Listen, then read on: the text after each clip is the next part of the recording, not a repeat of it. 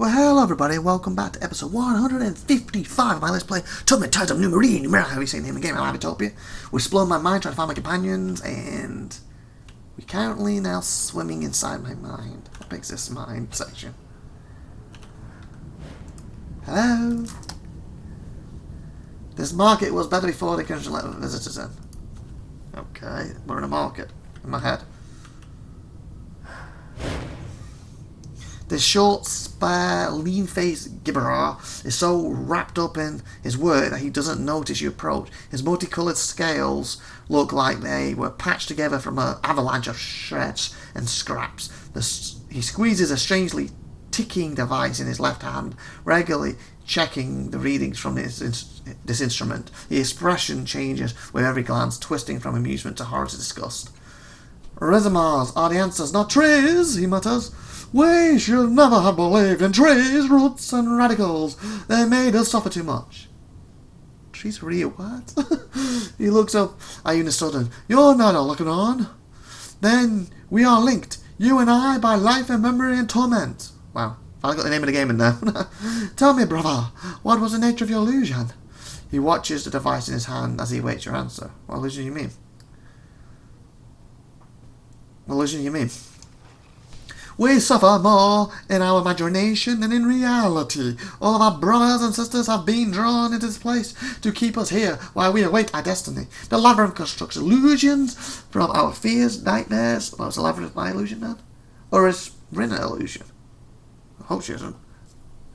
Well then, if she isn't, then she's trapped to you, so that's catch-22, isn't it? Yeah, caramba. "To keep us here while we await our destiny. Labyrinth constructs illusions from our fears, nightmares, from our own self-inflicted torment.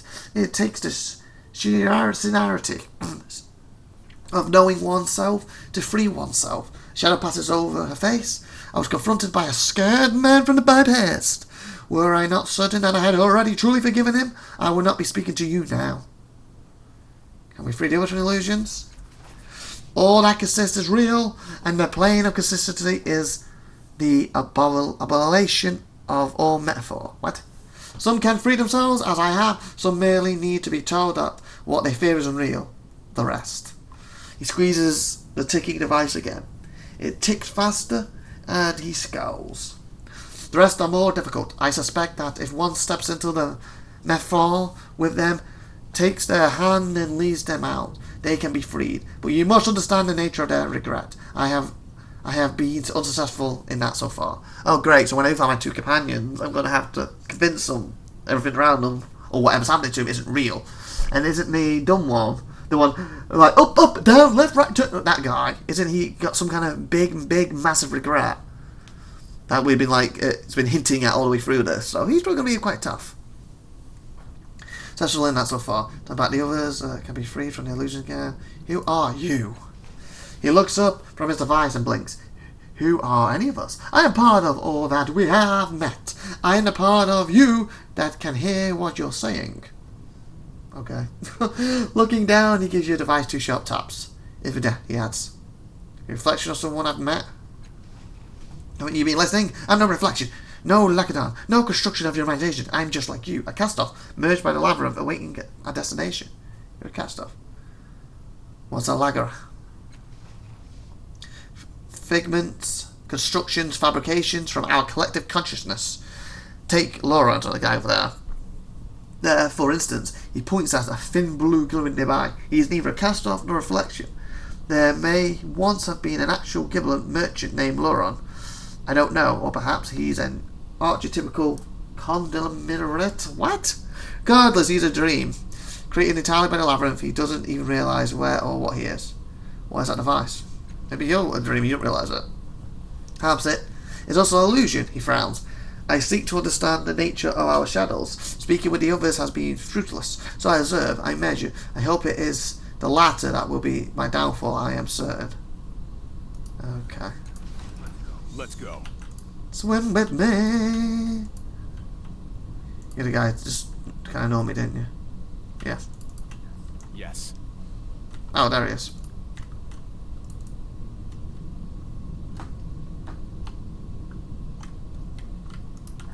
That's what I'm here for. goes this. The water emerging from these tubes tastes like slime.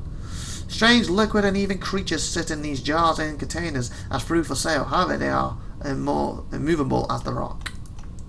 This shimmying film appears to be strong as steel.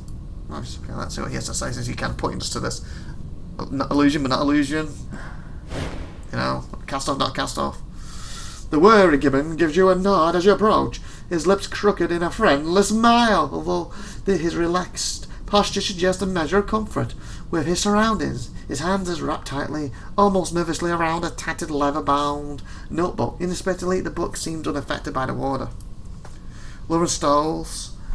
Stoles? What the hell Stoles mean? He says with another nod, since I take it and demographer, whatever that word is, my appointment of the Guinness, whatever. He opens his book, leaning it back so it contains contents, remain hidden, and pulls out a quill pen. Might you spare a moment for a few questions? Says you're not real, just a figment of a collective imagination. The giver shrugs. As you can imagine, we Shishers takers receive all manner of impractications. I suppose this imaginary jab relates to the chief demographic decision to transition us to statistical sampling methods. Of course, yeah, whatever you said. He waves a webbed hand, creating a slightly eddy in the water. A slightly eddy? What the hell's an eddy in the water? Edgy would make more sense. What the fuck's an eddy? I assure you, every person counts, even me, he adds with a wary smile. Is it really a good idea to use leather books underwater? He glances first at the tomb, whose marble covers show no sign of wear or tear, and then at the quill pen between his fingers. After a moment he shrugs. I suppose it could be a Numenera of some sort, or maybe the leather is tanned from some sort of hydrophobic hide. He looks again from the book to the quill, and then back to the book. Strange though, he concedes. Truth be told, I hadn't particularly thought about it. I see the book you're holding. You may not. Out of the question. Absolutely forbidden. He peeks inside it and snaps it shut again. As you can imagine, it is repellent with sensitive personal information. It gives it vast safes. The privacy of the citizens and naturally as well. Just walk away from it. Actually, I'm here for the office. I need to check your work.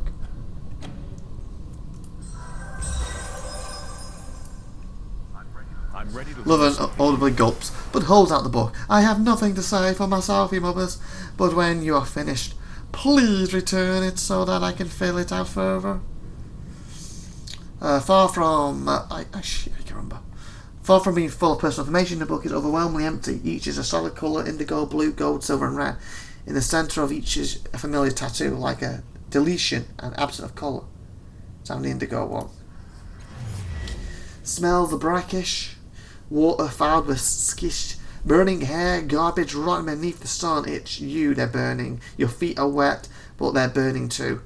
Differently, they're flared, and the filthy salt water sets your nerves aflame. Why are they doing this? I thought the smoke through the pain, through the smoke, through the pain you see a ruined land, poison stripped, murdered. The natives want you to look at a stone tablet. Their gibble about a contract basically engraved in the rock. Generations ago, a trader promised. It wasn't you who made it, you swear. You swore it before, as the folks first pleaded, and then howled about the living spear they grew for you. How they sacked the land's health and drove the earth below the sea to quicken their spear. Madness, pain, and madness. Your entire life, pain and madness and fire. A few hours and nothing else, then it will all end. It wasn't me. I wasn't even here. Death without reason, punishment without crime, a legacy of ash washed away in a rising tide. These are cast-off memories. There's some familiarity to them, but there's nothing new in this place. The blue page. There is a time to question and a time to obey. As a soldier, you know the difference. As a friend, even. Does she really mean to put her trust in this pendant? His study is adorned with trophies and acolytes. A particular large one commends. So commands is commands, yeah. A would be commands. Commends its receptionist or something for solving a complex fraud, permitting the entire operation of the Carvassara, whatever. Vanity, the very organisation of the room, not a clutter but a catalogue, is a shrine to self-love. What? Something went really porno. As an officer, you disappear behind your ribbons. You obliterate yourself. This puzzle breaker has done exactly the opposite. Obedience. The order is given. Your job is to secure the surface of a brilliant mind for whom no condorium has proven insoluble. To ask, to wonder, to ponder. Those that ask for another. Let the endless battle end. Let the dying stop. It's having the go page. Lying prone on a dune. The pale grey cloak and the cow blending with the dirt. You are surely invisible to the distant caravans. They can no more see you than they can detect the iron wind howling away. They are ignorant of the line being drawn across their lives, as ignorant of the calm before as they are of the coming storm. Later this moment will matter, not just for them, for the wind can know no master. But what is sown can be reaped, its fruit fermented into toxins. Your brothers and sisters are hard to kill. Faith is hard to kill. Too many of them still revel in bodies. Your father gave them groveling for the half-chewed meat he tossed away. When the flesh fails, faith will follow. No one loves a father who can't protect them. The drit begins the stir. The wind is coming, and with it, change. You give those who lie in its way no warning. Silver page. Across from you is a fellow cast-off, a fellow officer, a fellow gambler, eyes in scribbled cards impossible to guess. The other players are broke, their companies, bonuses and leave, and even material hissed away at the table. Tomorrow some will die for want of shield ciphers. Others will live because a captain drew a trump card. Chance, but inherited chance enough. The probabilities because available, and the battle never ends. It's leave you're playing for. For you and your soldiers. Nearly every company is being sent to Aston to deal with the Chagdal's assault. But one lucky band will have a milk run and a good debunking. Not yours though. The cards in your hands are low. You know your bluff will be cold. Tomorrow your grunts will be in the thick of it, and this lack nibbler will be playing nursemaid to an Aryan priest. Dumb luck, grinding beneath its all pride and striving. It's on the red page. You're singing, you were born singing. It shifts your senses away from the smells. It shifts your mind away from the shame. You like the doing of it, the escape from being trapped in your own thoughts. You've seen others that he made cast off, strong and fast and beautiful, human, even a gibber. One swift swimmer, smelling of burnt copper, to yourself in the dark. You sing of them, and at last beyond the gibber's bounds. There we go, bit singing. You couldn't leave, couldn't you? Any action, any change would surely be better. But perhaps not. Every song has its place, the space that holds its sound best, where echoes and reverberations harmonize. This is your place. He locked you here for better or for worse you are. So you sing. There we go. I'm ready to learn something new. Turn the book. Oh, I didn't read the last bit. So many memories, so many lifetimes trapped within this place. The weight of it's overwhelming. He seems happy to have it back. Happy to answer your questions. We'll do it quick. Larry nods excitedly, touches the quill to the page and opens his mouth. Well, he gives an awkward laugh. I suppose I should. He blinks and shakes his head with renewed enthusiasm. He begins again. Yes, I'm sure the first thing to ask would be... He coughs and closes the book. Wow. Strange, very strange. Well, maybe you have some questions for me. Wow, amazing questions though. The book is basically empty. The only pages with anything on them are just marked with my tattoo. Can I look in your sister book again? The Giblin's gills flutter in what seems to be an expression of agitation, and he clutches the book to his body. Well, basically, that's an important qualification. Then he shakes his head and groans. Well, very well, I confess. I'm not even the one who filled out those entries. I think they've been here the whole time, he groans again. The chief democrat will have my scales, I fear. But truth be told, there just doesn't seem anyone to interview. Odd, isn't it? He shrugs it off. Well, if you keep coming up to people, I have questions for you. Question one is, okay, maybe question two, no, okay, maybe you should ask me some questions. Then doesn't matter how many people you interview, you're not going to get any bloody answers. You're a sense to take over an empty boat that miraculously stays dry underwater. Can't you see that Emperor's right? You aren't real. I'm ready to learn something new. Then inhuman face takes on a very human look. That's part embarrassment, part relief. Ah, he says. And then with a pop, he disappears. Oh, I guess I saved him. Or killed him. I did something. Did I read that before? Strange liquids and even creatures sit here in the jars, containers are through sale, however they are immobile. And that's about the 15-minute mark, so we're actually going to end this episode as we head up here quick. So like, subscribe, and that good stuff. See you next time, and we'll keep exploring this area and hopefully find one of my friends. I've been IVATOPIA, you've been awesome. If you haven't already, subscribe and put some comments and likes. See you next time. Thank you very much. Bye everyone.